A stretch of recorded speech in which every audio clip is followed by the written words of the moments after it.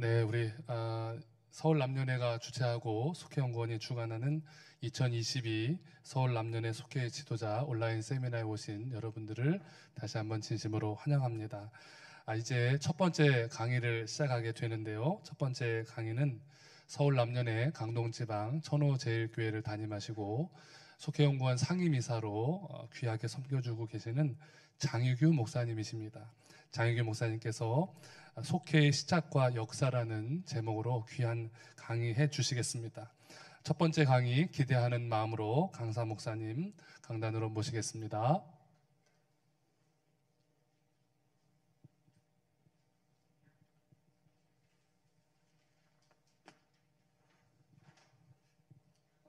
할렐루야. 하나님의 은혜가 여러분의 가정과 기업 가운데 가득하시기를 주님의 이름으로 축원합니다. 우리가 이제 2022년도 속회 우리들이 어떻게 운영할 것인가, 또 속회가 왜 중요한가, 이런 귀한 말씀들을 나누게 될 터인데요. 특별히 이번에 우리들이 위드 코로나 시대 속회를 다시 시작하자라고 하는 주제를 가지고 이 속회 세미나를 진행하게 됩니다. 이 시간에는 특별히 우리가 먼저 속회의 시작에 대해서 함께 말씀을 보시면서 2022년도 우리가 함께 나누게 될 그 속회 공과의 내용에 대해서 함께 보시도록 하겠습니다. 제가 이제 2000년부터 2006년까지 윌로우 크릭 커뮤니티 처치라고 시카고 그 외곽 지역에 있는 그 교회에서 소그룹 코치로 6년 동안 섬겼습니다. 교회의 멤버십은 2만 명이 넘었습니다.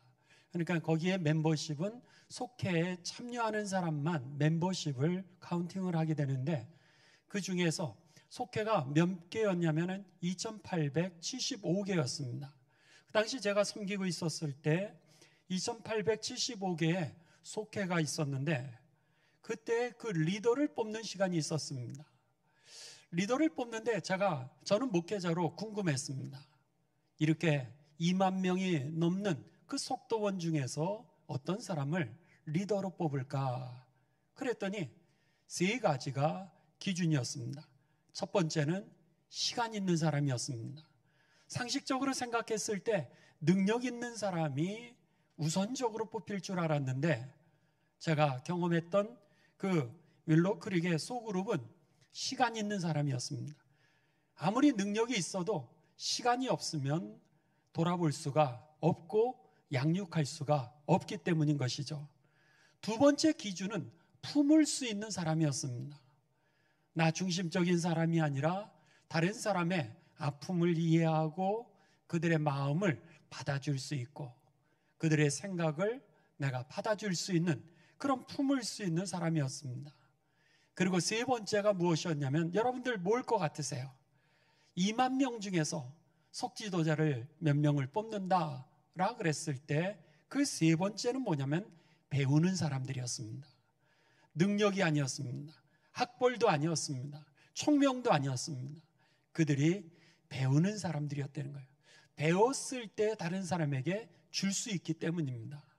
그런 면에 있어서 저는 이 세 가지 기준으로 그 2만 명이 넘는 그런 이 많은 사람들 중에서 리더를 뽑는 것을 보면서, 오늘 여러분 이 시간 너무너무 바쁘신 시간입니다. 그럼에도 불구하고 배우려고 이 영상에 또 이 교육에 참여하신 여러분들이야말로 진짜로 여러분의 교회의 리더인 것입니다. 그리고 속회에 참 좋은 리더로 하나님이 쓰실 것을 기억하시면서, 우리가 위드 코로나 시대 속회를 다시 시작해야 될 텐데, 그러면은 어떻게 시작해야 되나? 아니, 왜 속회를 다시 시작해야 되나? 이 첫 시간 우리들이 함께 말씀을 좀 보도록 하겠습니다. 위드 코로나 시대 속회를 다시 시작해야 되는데, 왜 속회를 다시 시작해야 되나? 가장 중요한 것은 하나님의 비전을 우리가 알아야 된다고 하는 겁니다. 하나님의 그 비전이라고 하는 것은 예수님의 그 첫 번째 설교에서 우리가 가장 잘 알 수 있습니다. 예수님의 그 첫 번째 설교는 그 핵심은 하나님의 나라였습니다. 마가복음 1장 14절에서 15절에 보게 되면 이렇게 말씀이 기록되어 있습니다. 요한이 잡힌 후 예수께서 갈릴리에 오셔서 하나님의 복음을 전파하여 이르시되 때가 찼고 하나님의 나라가 가까이 왔으니 회개하고 복음을 믿으라 하시더라. 세상에서 예수님이 선포하신 그 첫 번째 설교가 바로 하나님의 나라였습니다. 예수님의 마지막 설교가 여러분 무엇인지 아십니까? 예수님이 십자가에 죽으시고 사흘 만에 부활하신 이후에 승천하시기까지 제자들에게 나타나셔서 말씀하셨습니다. 그들에게 하나님의 나라의 일을 알려주셨다라고 사도행전 1장 3절, 4절 그리고 8절까지 우리들에게 말씀해 주고 있습니다. 그렇습니다. 하나님의 비전, 그것은 바로 하나님의 나라를 회복하는 것입니다. 그래서 이 땅에 예수님이 오셨고요, 교회를 세우신 것이고요, 여러분을 부르신 줄을 믿습니다. 그래서 2020년도, 2022년도 속회공과의 주제가 여러분 뭔지 아십니까? 바로 하나님 나라를 이루는 교회라고 하는 것입니다. 하나님 나라를 이루는 교회. 그래서는 2020년에는 구원받은 신앙 공동체를 통해서 하나님의 나라를 이루는 것을 우리가 공부했고요. 2021년도 공과에서는 제자를 세움으로 인하여서 우리가 하나님의 나라를 이루는 것에 대해서 공부했다면, 내년도 여러분들이 이제 1년 내내 속도원들하고 우리가 어떻게 하나님의 나라를 이룰 수 있을까? 그것은 세상을 섬김을 통하여서 우리가 하나님의 나라를 회복한다라고 하는 그런 주제를 우리들이 공부하게 될 것입니다. 그러면 이 위드 코로나 시대에 우리가 속회를 다시 시작할 때 하나님의 전략은 무엇이었냐라고 하는 겁니다. 하나님의 나라를 회복하기 위한 하나님의 전략은 바로 12 제자를 세우는 것이었죠. 예수님을 이 땅에 보내주셨고, 예수님께서 33년 동안 하나님의 나라를 갖다가 이제 증거하시면서 그 하나님의 나라를 회복하기 위한 예수님의 전략은 바로 12 제자를 세우시는 거였습니다. 그래서 마태복음 9장 35절에서 10장 4절에 보게 되면요, 예수께서 모든 도시와 마을에 두루 다니사 그들의 회당에서 가르치시며 천국 복음을 전파하시며 모든 병과 모든 약한 것을 고치시느라, 이렇게 말씀하시면서 36절에 보시면은 무리를 보시고 불쌍히 여기시니 이는 그들이 목자 없는 양과 같이 고생하며 기진함이라. 10장 1절, 예수께서 그의 12 제자를 부르사 더러운 귀신을 쫓아내며 모든 병과 모든 약한 것을 고치는 권능을 주시니라 그랬습니다. 예수님의 하나님 나라를 회복하는 그 전략은 바로 12 제자를 세우시는 거였습니다. 이 12 제자를 통하여서 이제 예수님께서 하나님의 나라를 이루어 가시고 회복시키셨다고 하는 것이죠. 여기에 보시면은 이 마태복음 9장 35절과 36절에 보시면은 저들에게 천국에 대해서 가르쳐 주십니다. 하나님의 나라를 가르쳐 주시면서 이제 모든 병과 모든 약한 것을 고치셨다라 그랬습니다. 여러분, 지금 사람들이 병이 났어요.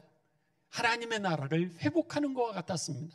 그런데 정작 저들의 육신은 시작에 불과한 것이지 저들의 모든 삶의 영역과 마음과 생각과 모든 그들의 영혼까지 구원을 받아야 되는데, 오늘 36절에 보게 되면은 무리를 보시고 불쌍히 여기시니 그들이 오늘 육신적인 치유는 받았어도 구원에 온전히 이르지 못하고 오늘 목자 없는 양과 같이 고생하고 여전히 기진해서 세상을 살아가고 있었다라고 하는 겁니다.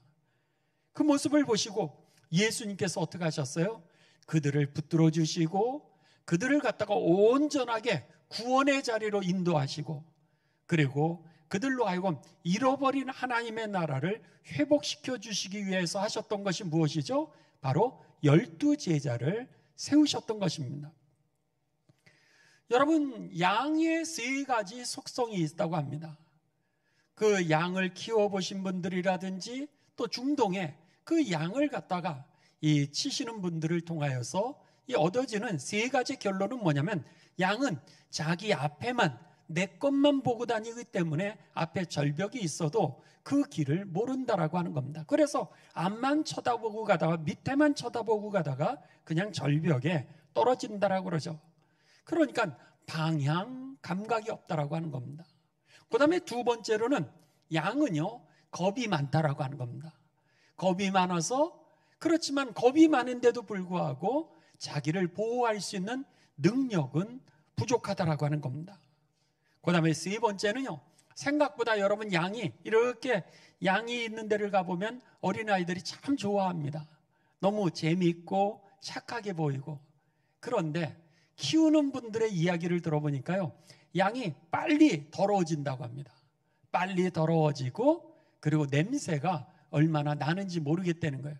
여러분, 양고기 잡수실 때 그 양 냄새, 지금은 우리가 요리법이 많이, 조리법이 발달되어 있어서 냄새를 많이 제거를 했지만은 정작 키우시는 분들의 이야기를 들으면은 양이요, 그 털이 빨리 더러워지고 그리고 또 냄새가 그렇게 난다라고 하는 겁니다. 그런데 양의 이 세 가지 속성에 대해서 그 문제를 해결할 수 있는 길은 어디 있냐면 바로 목자에게 있습니다. 목자만 있으면 방향 감각을 가지고 있지 않는다 할지라도 제 길로 갈 수 있고요, 목자만 있으면 그 양은 보호를 받을 수 있게 되는 것이죠. 목자만 있으면 여러분 그 양은 씻을 수 있게 되는 겁니다.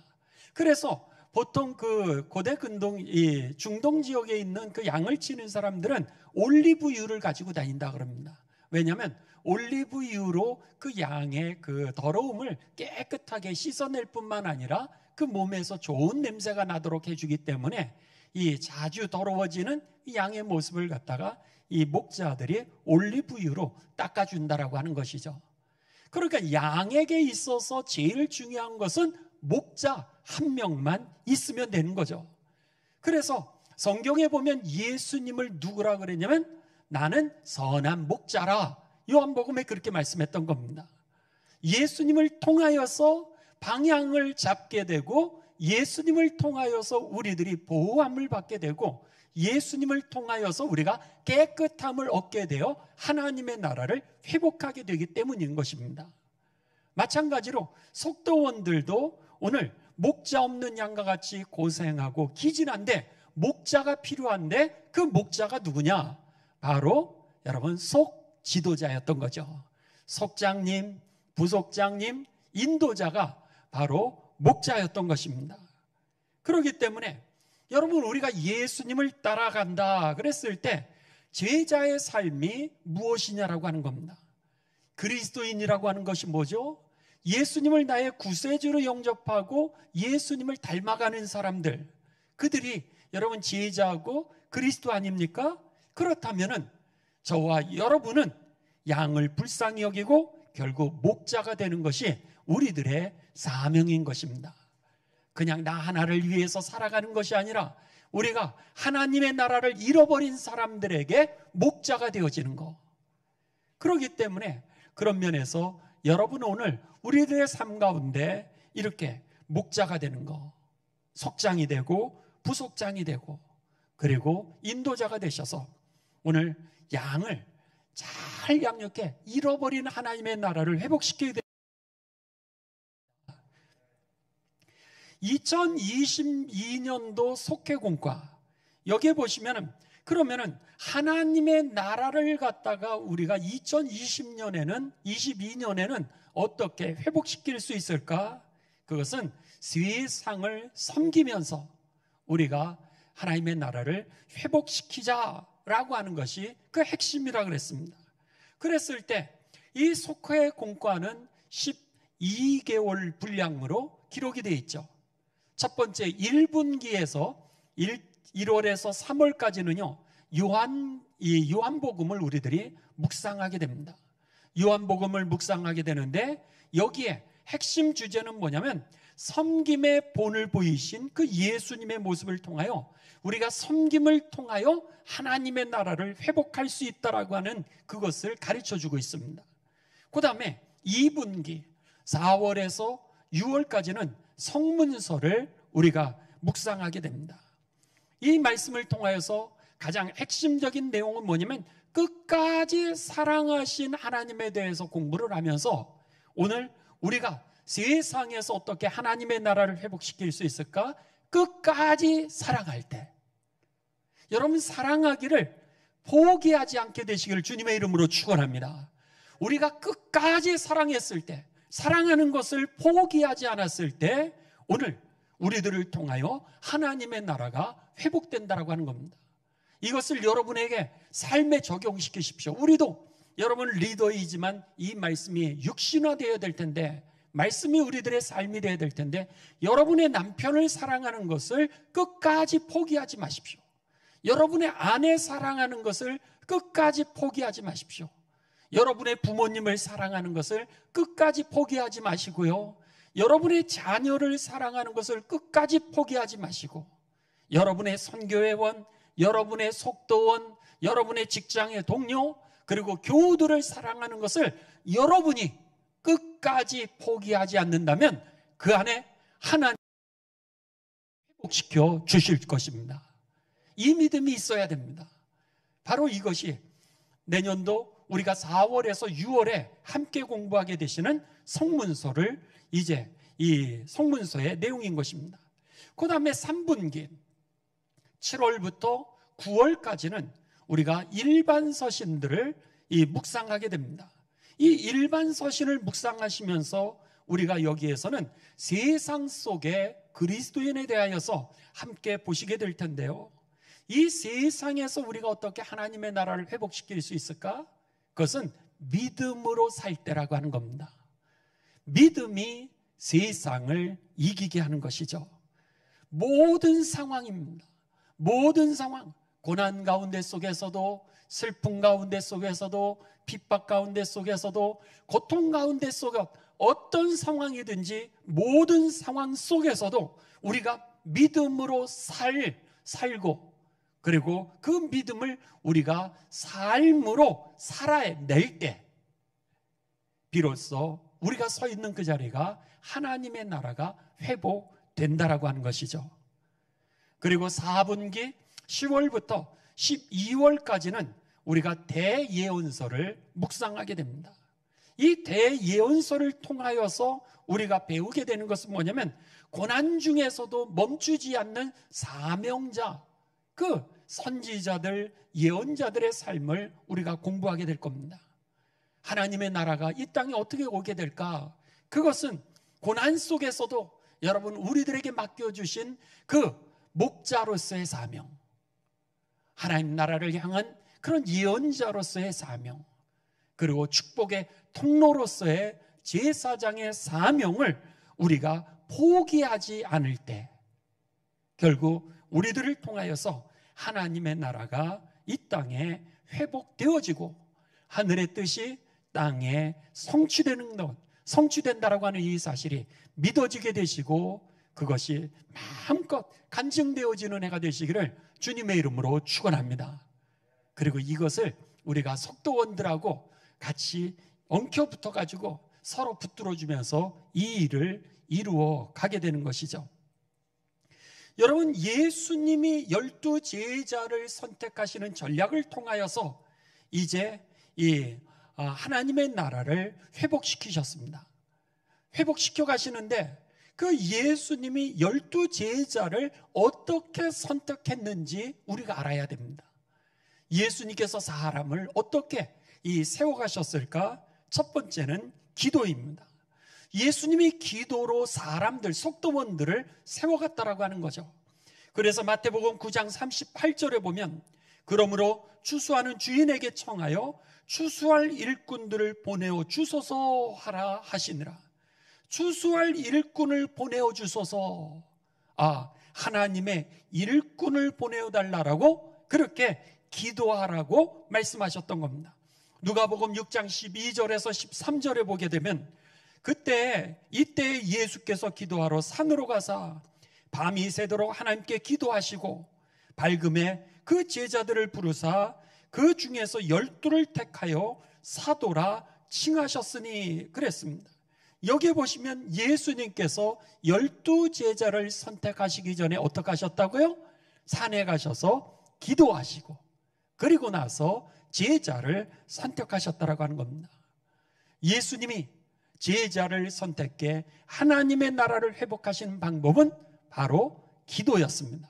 여러분의 속회가 기도 많이 하는 속회가 되셔서 제자들이 많이 일어나게 되시길 주님의 이름으로 축원합니다.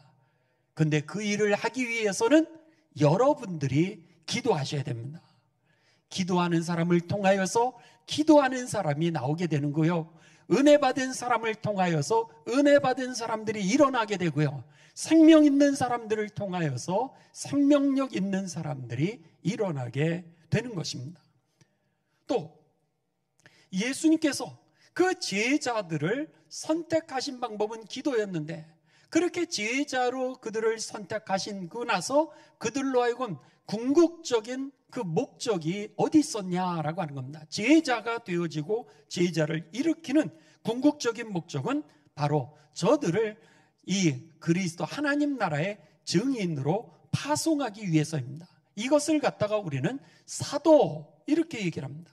그래서 방금 전에 읽어드린 누가복음 6장 12절에서 13절에 보게 되면 이때 예수께서 기도하시러 산으로 가사 밤이 새도록 하나님께 기도하시고 밝음에 그 제자들을 부르사 그 중에서 12를 택하사 12제자를 부르셨죠. 그리고 나서 사도라 칭하셨으니 여기에 사도라고 하는 단어는 보내심을 받는 자라고 하는 그런 뜻입니다. 쉽게 얘기하면 그러니까는 하나님 나라를 위하여서 그들이 파송받는 자가 되게 이것을 사도행전 1장 8절은 우리들에게 뭐라 그랬냐면 오직 성령이 너희에게 임하시면 너희가 권능을 받고 예루살렘과 온 유대와 사마리아와 땅끝까지 이르러 뭐라고요? 내 증인이 되리라. 이렇게 말씀을 하셨던 겁니다. 12제자 우리가 속회 속도원들을 이제 세워서 궁극적으로 하기를 원하는 것은 그들 하나 잘 먹고 잘 살도록 하는 것이 아니라 저들로 하여금 예수님의 증인이 되도록 하나님 나라를 일으킬 수 있는 사람들, 전할 수 있는 사람들이 되게 하는 것이 바로 그들을 우리가 양육하고 그들과 같이 하나님의 말씀을 연구하는 이유라고 하는 것이죠. 그러면은 예수님은요 그 12제자를 어떻게 훈련하셨을까라고 하는 겁니다.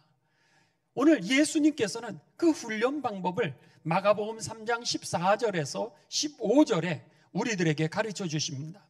이에 12를 세우셨으니 이는 자기와 함께 있게 하시고 또 보내사 전도도 하며 귀신들을 내쫓는 권능도 가지게 하려 하심이니라 그랬습니다.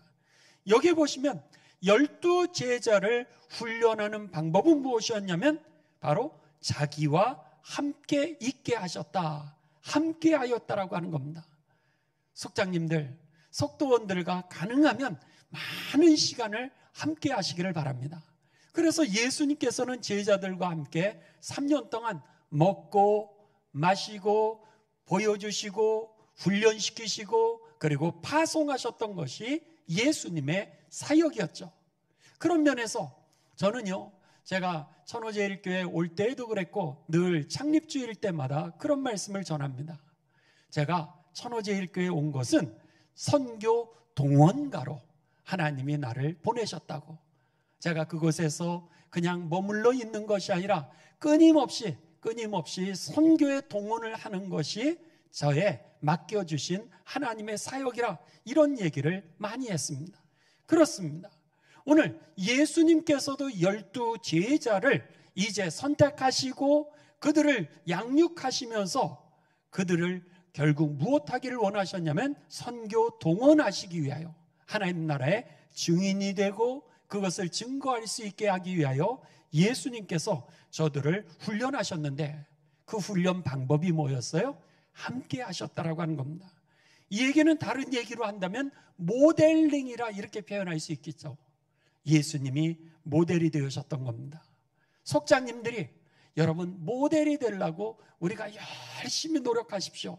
그러면은 하나님께서 나머지는 역사하실 줄을 믿습니다.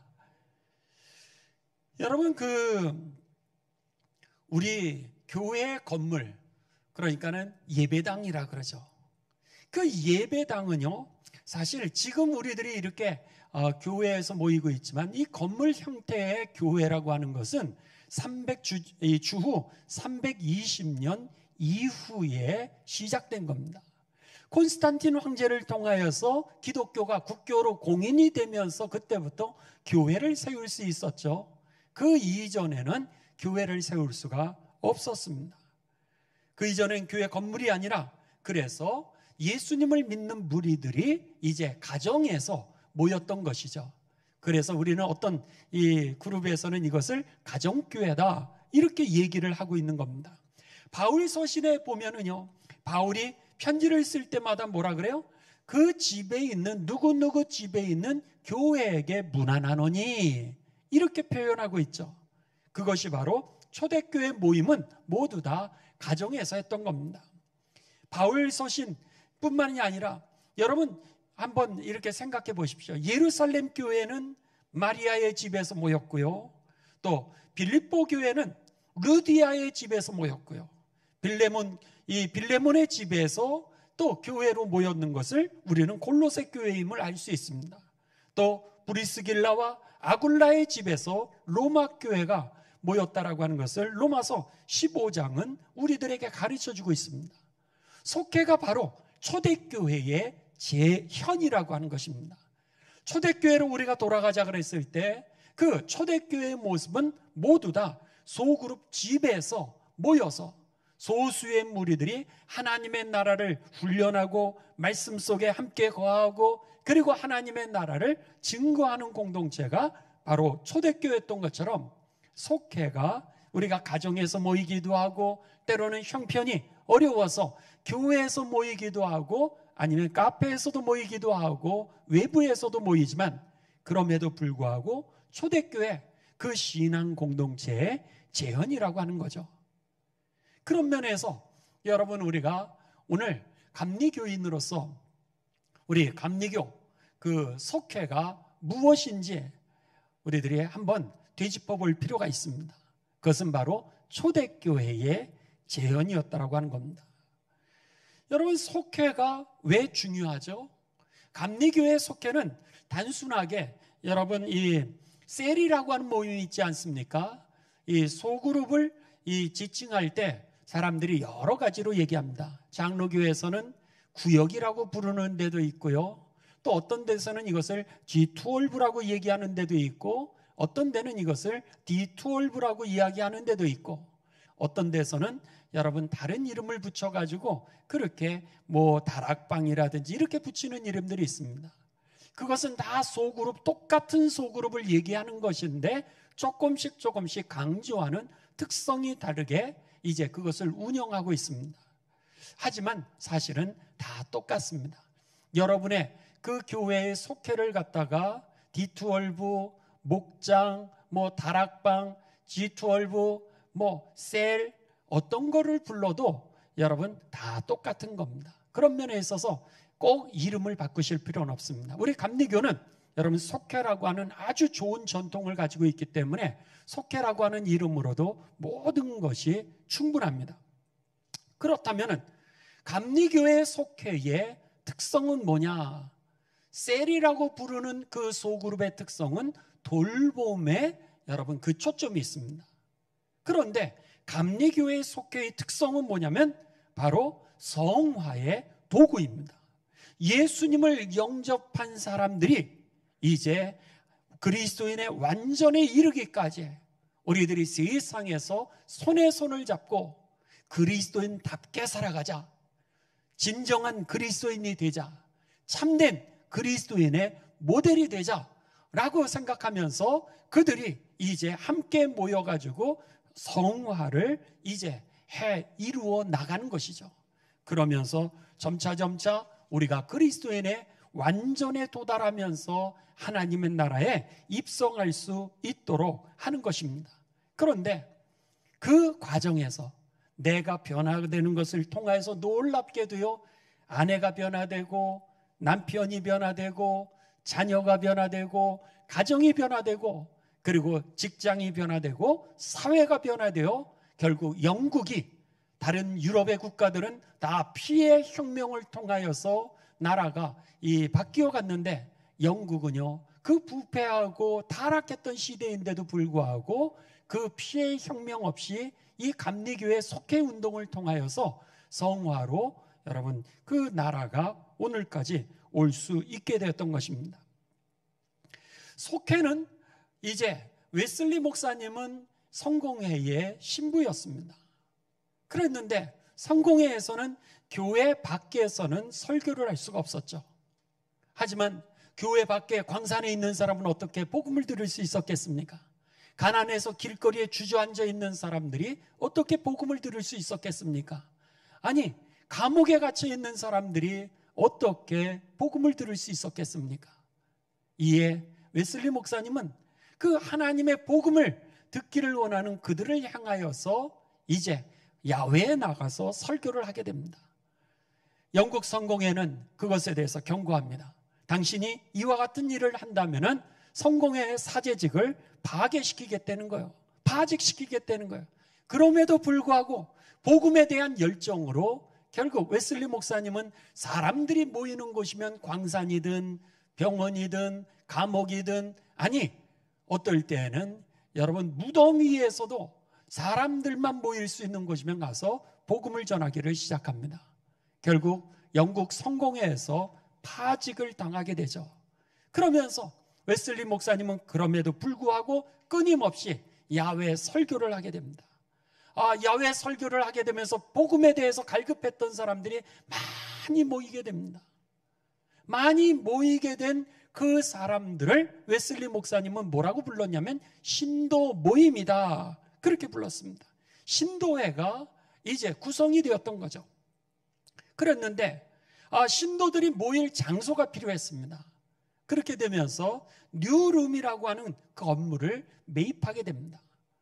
모일 수 있는 장소가 필요해 뉴룸이라고 하는 첫 예배 장소를 이제 매입을 하게 되었는데, 땅 100평을 사게 되고, 그리고 거기서 이제 예배를 드리려고 그랬는데, 그 땅을 사고 건축을 하는 과정에서 교회가 빚을 지게 됩니다. 이 문제를 어떻게 해결해야 될까? 그랬을 때 그 회의를 하는 와중에 그 옛날에 선장으로 은퇴하신 분이죠, 쉽게 얘기하면. 근데 선장이었던 그분, 포이라고 하는 그분이 뭐라 그러냐면, 우리가 이렇게 11명씩을 좀 붙여달라는 거예요. 11명을 붙여주면은 내가 일주일에 그들을 한 명씩 방문하면서 그들에게 1페니씩을 갖다가 기부를 받아가지고 그 돈을 모으고, 혹시나 그들이 가난해서 그 돈을 낼 수 없으면 내가 그 돈을 채워서 우리들이 한 주에 12페니씩, 그렇게 해서 이제 빚을 갚는 부채의 기부금을 모아오자고 이렇게 제안을 하게 됩니다. 그 제안에 그 모였던 사람들이 그들을 방문해서 이제 1페니씩 기부금을 받는데, 가서 만날 때마다 사람들이 자기의 형편을 얘기하고 신앙적인 갈등을 얘기하고 자기의 고민을 얘기하기를 시작했습니다. 이런 현상들을 갖다가 경험하면서 이제 포이 선장도 그렇고 다른 리더들도 그렇고 자신들이 그 돈을 모아가지고 오면서 이런 일들이 있었다라고 웨슬리 목사님에게 보고를 하게 됩니다. 이때 웨슬리 목사님에게 하나님께서 지혜와 영감을 주시죠. 이거구나. 단순하게 12명이 모여서 오늘 우리 교회의 빚을 갚기 위해서 1페니씩을 갖다가 기부하는 것이 아니라, 이때 이들의 영적인 돌봄을 통하여서 성화되는 그 길을 발견하게 된 겁니다. 이것이 계기가 되어서 이제 거기에 그 리더들을, 그 12명의 모임을 속회다, 그 모임에 속한 사람들, 이라고 하는 속회라고 하는 그 용어, 클래스 미팅이라고 하는 단어를 쓰게 되고요. 그리고 거기에 리더를 갖다가 속장, 그래서 이 클래스 리더라고 하는 이런 이름을 붙이게 되는 겁니다. 결국 여러분 속회의 시작과 속회의 그 방향을 한번 역사를 보게 되면 맨 처음에는 빚을 갚기 위한 재정을 확보하기 위한 수단으로 12명씩 묶었던 그 모임이 성화의 도구로 이렇게 변화가 되고요. 그 성화를 통하여서 그들은 이제 개인이 변화가 되고 그리고 사회의 변혁을 가져오는 그런 사회 성화까지 어떤 큰 도구로 쓰임받게 되고 그들이 함께 그리스도인의 완전을 향하여서 함께 가는 그런 공동체가 되었다라고 하는 겁니다. 웨슬리는 이제 이 속회를 시작했습니다. 많은 사람들, 신도들이 모인 신도회, 소사이어티라고 합니다. 그런데 이 신도회에서 12명씩을 묶어가지고 이제 속회라고 하는 것을 만들게 되죠. 그리고 나서 이 속회에서 그들이 같이 성화를 하려고 하는 그 애씀, 성경 공부부터 시작해서 여러분 여러 가지 그 봉사에 이르기까지 하게 됩니다. 그런데 그 속도원들 중에서 혹은 신도회에서 그들이 미끄러지는 사람들이 생겼습니다. 여러 가지 규칙을 정하고 그리고 함께 성화를 위해서 애쓰고 수고했는데 그럼에도 불구하고 그들이 이제 미끄러지는, 신앙적으로 미끄러지는 사람들이 생기게 됩니다. 그랬을 때 그들에게 참회자반이라고 하는 회개하는 반이라고 하는 것을 갖다가 만들어서 그들의 갈등의 문제를 해결하고 다시 영적으로 회복할 수 있는 참회자반이라고 하는 것도 동시에 만들게 됩니다. 반면에 이 속회를 통하여서도 더 영적으로 진보하기를 원하는 사람들이 있었습니다. 여러분들의 속회도 그렇지 않습니까? 더 영적으로 내가 진보하고 더 깊이 하나님의 말씀을 묵상하기를 원하고 배우기를 원하는 사람들을 뽑아가지고 밴드라고 하는 그런 조직을 갖다가 구성하게 됩니다. 그래서 이 밴드를 통하여서 저들이 보다 심도 있는 그 경건의 생활, 거룩, 성화를 향하여서 서로 노력을 하게 되고요. 그리고 그 밴드 중에서도 선발, 선도회, 셀렉트 소사이어티라고 하는 그런 것이 있습니다. 그런데 이 셀렉트 소사이어티라고 하는 것은 뭐냐면 최정예 이 하나님의 일꾼들이라고 할 수 있죠. 여기에는 리더도 필요 없었습니다. 여기에는 규칙도 필요 없었어요. 같이 그냥 그 사람들 존재 자체가 그리스도인의 완전을 향하여서 함께 나아가는 그런 사람들로 인해서 존재 자체가 은혜가 되어지고 함께 수제자처럼 그렇게 살아갈 수 있는 그런 선발 신도회를 모집했던, 구성을 했던 거죠.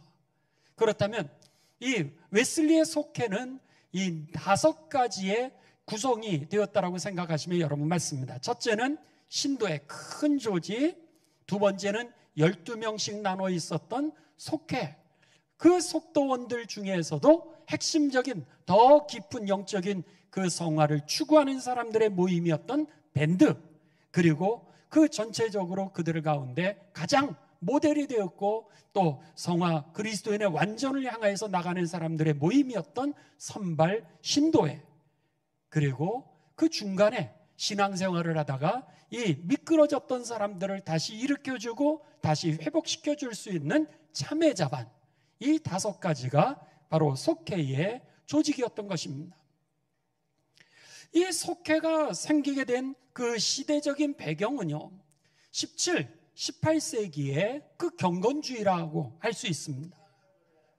특별히 그 이후에 이 경건주의의 그 대부라고 할 수 있는 그런 스페너라고 하는 사람이요 이제 거룩한 소원이라고 하는 그 글을 쓰게 됩니다. 거룩한 소원이라고 하는 것에 대하여서 이 글에 보게 되면 그는 우리들이 잘 알고 있는 교회 안에 작은 교회, 에클레시올레 인 에클레시아라고 하는 그런 특수 용어를 거기서 사용하게 된 것이 오늘날 우리들이 교회 안에 작은 교회를 속회라고 부르는 것에 시초가 되게 됩니다. 호켄다이크라고 하는 신학자가 있습니다. 이 호켄다이크라고 하는 선교학자는 이 교회 안에 작은 교회라고 하는 이 개념을 가지고서 뭐라고 표현했냐면 우리 존재 자체가 흩어지는 교회라는 거예요. 교회에서 모였지만 여러분들이 세상으로 나아가서는 여러분들이 이제 교회라는 거예요. 그런 개념으로 호켄다이크라고 하는 학자는 교회 안에 작은 교회라고 하는 이런 개념을 흩어지는 교회라고 이렇게 표현을 했는데, 이 스페너라고 하는 경건주의의 대부는 바로 교회 안에 작은 교회를 속회라고 불렀습니다. 쉽게 얘기하면. 그런데 이 스페너는 어떤 운동을 하게 되냐면은, 그 당시에 여러분 이 유럽은 굉장히 어려운 형편에 처해 있었습니다. 유럽을 보게 되면은 그는 이제 특별히 30년 전쟁을 치르게 됩니다. 독일을 무대로 해가지고 이 캐톨릭 국가와 개신교 국가들이 전쟁을 하게 됩니다. 그 당시에는 캐톨릭만 인정을 하고 프로테스탄트 개신교는 아무도 인정을 하지 않았던 거예요. 그러니까 그것은 이단화였습니다. 그러다 보니 계속해서 개신교를 갖다가 핍박을 하게 됩니다. 결국 프로테스탄트와 캐톨릭이 이제 전쟁을 이 독일이라고 하는 곳에서 무대로 삼아서 일으키게 됩니다. 결국 그 전쟁이 30년을 지속하게 되죠. 이 30년 동안에 여러분 얼마나 이 나라가 황폐해졌겠습니까? 결론은 프로테스탄트 개신교가 이기게 되면서 결국 그들은 믿음의 자유를 얻게 됩니다. 그런데 이 전쟁으로 인하여서 독일 인구의 60%가 되어지는 1800만이라고 하는 인구가 죽임을 당하게 되고요. 더 나아가서 그들의 가옥의 66%, 가축의 85%를 잃게 됩니다.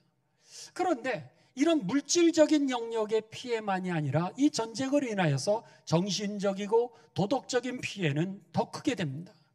그들은요, 이 전쟁을 겪으면서 인간성이 파괴되기 시작합니다.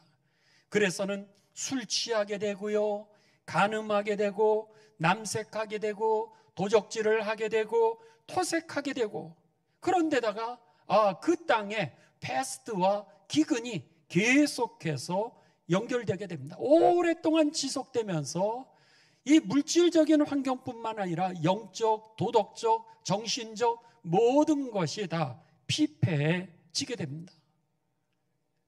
여러분, 어떻게 이 상한 땅을 그리고 상한 심령을 회복시킬 수 있겠습니까?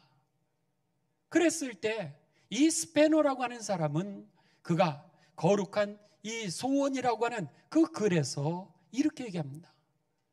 주님을 사랑하는 이들이 함께 모여서 우리가 변화되면 옆 사람이 변화될 것이고, 옆 사람이 변화되면 그 옆에 있던 사람들이 변화가 될 것이고, 그 사람이 변화되면 그 옆에 있는 사람이 변화가 되면서 교회가, 가정이, 사회와 그리고 세상이 변화될 것이라고 하는 그런 그 거룩한 소원이라고 하는 글을 쓰게 됩니다.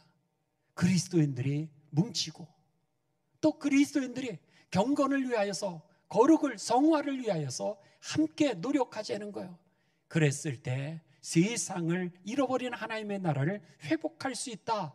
이것이 바로 교회 안에 작은 교회 모임, 성도들의 모임이었던 거죠. 그래서 에클레시올레 인 에클레시아 이렇게 썼던 것입니다. 그 영향을 웨슬리가 받게 되었던 것이죠. 그래서는 결국 이 웨슬리는 그 거룩한 운동에 참여하게 됩니다. 당시 18세기에 영국은요, 어느 정도였냐면 사회적으로는 그리고 도덕적으로도 혼란과 부패가 만연했고요. 영국 역사 기록에 의하면 영국 역사상 가장 어두운 시대라고 그렇게 기록하고 있습니다. 그리고요, 당시의 문학작품은 그 사회를 갖다가 이렇게 풍자했는데, 비틀거리는 귀족, 사회를 지탱하고 있는 귀족들이 비틀거리고 있다는 거예요. 술에 취해가지고 비틀거리는 거죠. 정신적으로 비틀거리고, 도덕적으로 비틀거리고, 정치적으로 비틀거리는 그런 사회가 됐다라 그래서 결국 당시의 문학 작품은 뭐라 그러냐면 비틀거리는 귀족이라 이렇게 기록하고 있습니다. 또 군인은 어떻게 해요? 늘 깨어 있어야 되지 않습니까? 초소해서 적이 오는 것을 갖다 경계해야 되지 않습니까? 그랬는데 그 당시의 문학 작품에 보게 되면 그 군인들을 이렇게 표현했습니다. 늦잠 자는 군인이라고. 늦잠 자는 군인일 정도로 그렇게 18세기의 영국이 어려웠던 시대였습니다. 더 나아가서 그 당시의 교인들의 상황을 갖다가 웨슬리 전기를 썼던 쿠크 타이어만이라고 하는 사람은 그 주일날 예배의 날을 이렇게 기록했습니다. 영국의 주일은 악마의 장날, 이렇게 얘기했습니다. 5일장 같은 거 여러분 아시지 않습니까? 5일장이 있는 것처럼 오늘 주일날이 장날하고 똑같았다는 거예요.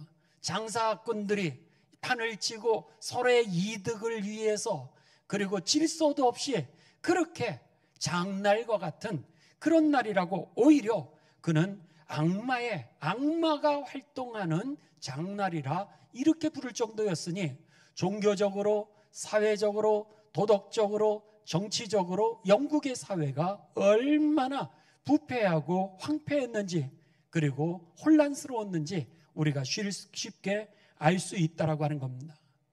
그런 면에 있어서 오늘 이 웨슬리는 속회를 통하여서 우리가 변화되면 옆 사람이 변화되고, 옆 사람이 변화되면 그 다음 사람들이 변화됨으로 인하여서 우리가 성화를 걷는 것을 통하여 교회와 사회와 민족과 열방이 잃어버린 하나님의 나라를 회복할 수 있다고 생각하면서 이 성화의 운동을 걷기 시작해서 행했던 것이 바로 속회였던 것입니다.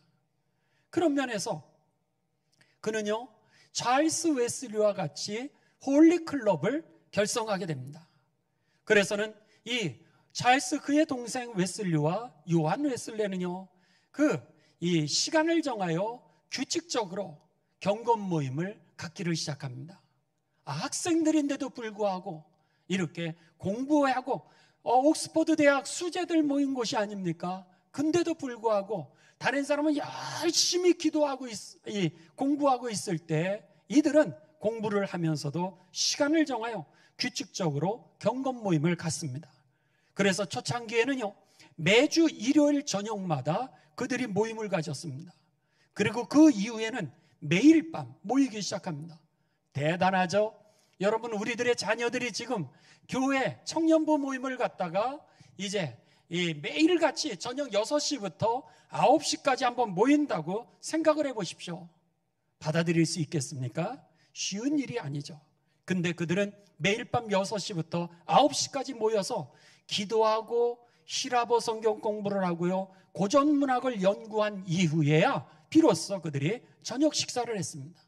그리고 한 주에 2번씩 금식을 했고요, 그리고 죄수를 방문하고 병자를 방문하고 가난한 자와 소외된 자들을 돌보면서 그들이 일주일을 지냈다라고 하는 겁니다. 내 앞길을 위해서 공부하러 가기도 너무나도 바쁜데 내가 앞으로 직장 어떻게 구해야지?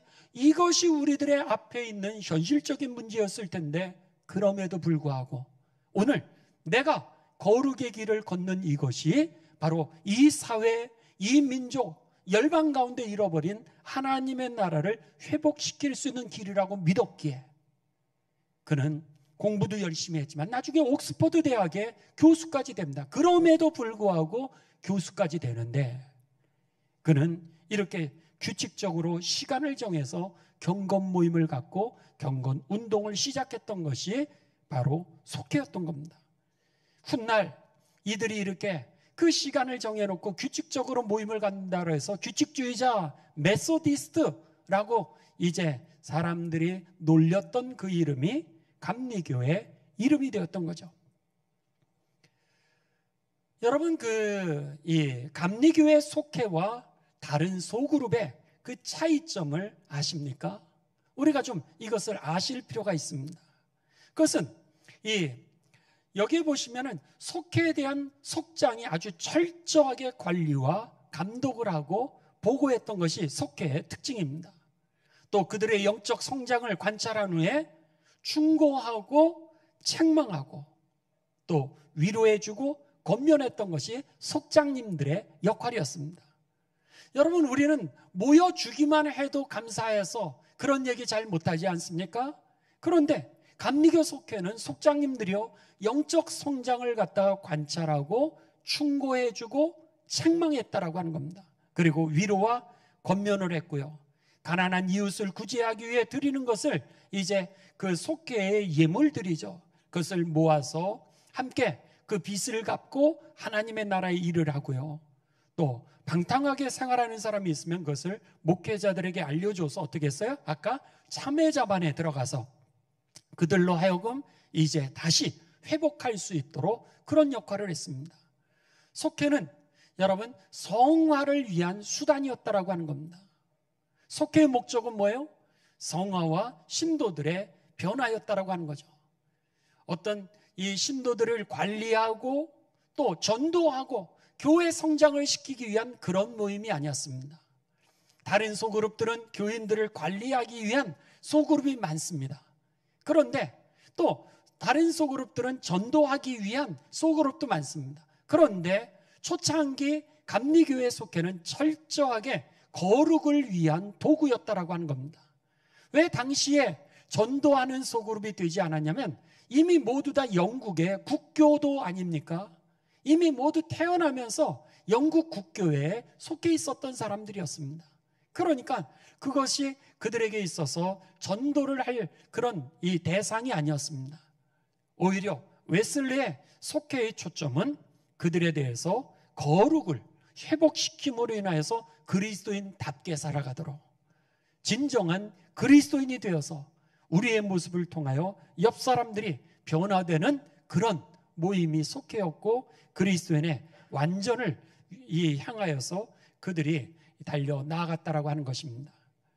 여러분, 그런 면에 있어서 우리 이 웨슬리 속회의 특징을 좀 보실 필요가 있습니다.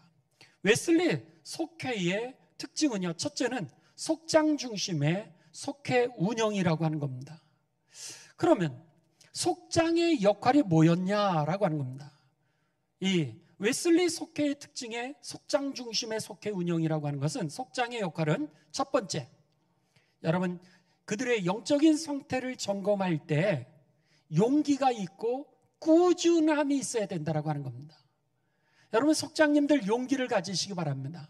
여러분들이 여러분의 이득을 위해서 섬기는 것이 아니라 함께 그리스도인답게 되기 위해서, 참된 그리스도인이 되기 위하여 그리스도의 완전을 향하여 여러분들이 그들을 붙들어주는 역할, 목자의 역할이라고 하는 것을 꼭 기억하시면서 용기를 가지시고요, 그리고 꾸준하게 생명 다하는 날까지 헌신하시기를 바랍니다.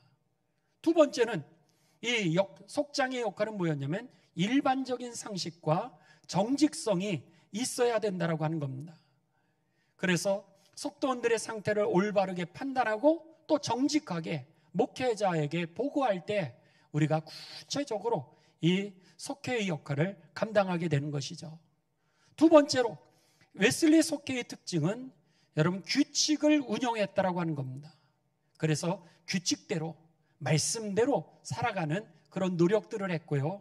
세 번째는 속회 보고서를 작성했다라고 하는 겁니다.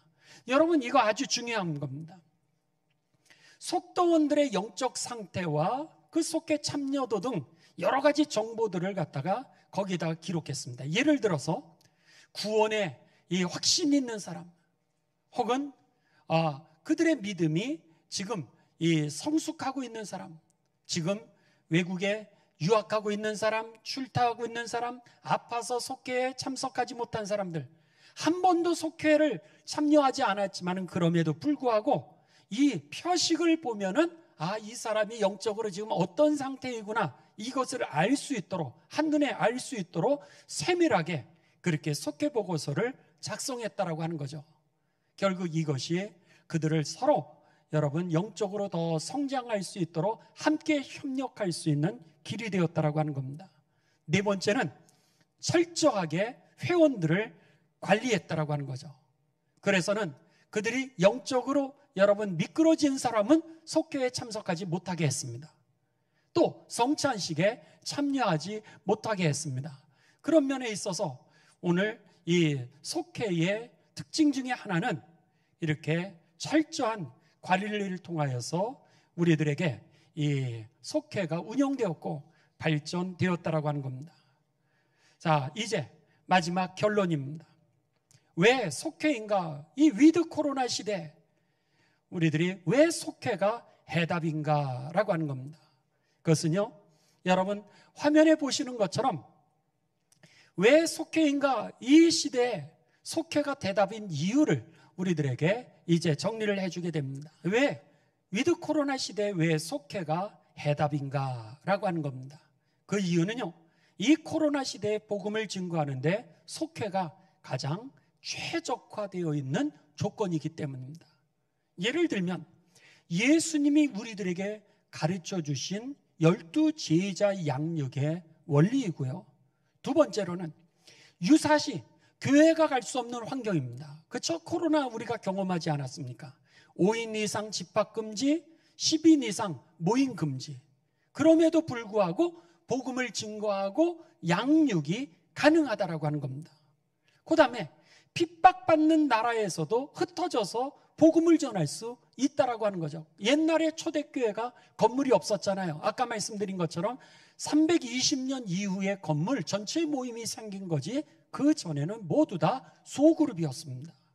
핍박받는 어떤 환경에서도 흩어져서 복음을 전할 수 있고요. 그 다음에 네 번째로는 교회의 크기와 상관없습니다. 상관없이 모든 교회, 모든 시대, 모든 세대, 그리고 모든 지역에 적용 가능하기 때문인 것입니다. 그리고 다섯 번째, 돌봄, 나눔, 전도, 그 사역에까지도 연결되어서 그리스도인의 완전을 향해 성화를 추구할 수 있기 때문인 것이죠. 마지막으로 그 예가 여러분 바로 중국입니다. 중국을 보시게 되면요, 이제 이 중국의 예는 1949년에 공산화가 되게 됩니다. 그리고 1966년에 문화혁명이 되면서 모든 선교사들을 다 추방하게 됩니다. 전 세계가 기독교가 중국에서 멸절될 것이라고 그렇게 예상했습니다. 그런데 놀라운 일이 생겼습니다.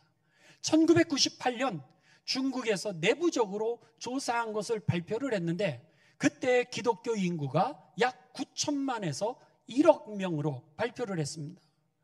중국 정부에 등록되어서 인정받은 이 삼작교회라 그러죠. 그 삼작교회 통계는 1천만 명이 나왔습니다.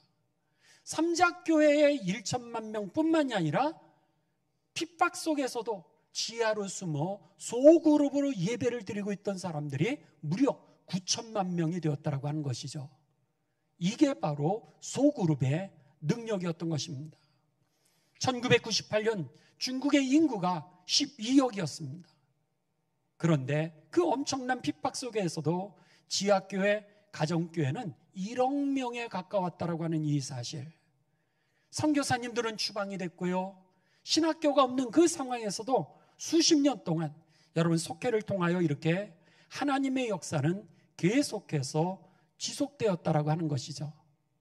그런 면에서 여러분 속회가 이 코로나 시대에 우리 성화, 가정, 교회, 사회 그리고 이 땅 가운데 하나님의 나라를 회복시키는 그런 키라고 하는 사실, 또 우리가 영적으로 성장하고 사회적인 성화를 이루고 그리스도인의 완전을 향해 나아가는 그런 키라고 하는 사실을 기억하시면서 속장님들 자신을 가지고 열심히 속회를 섬기시고요.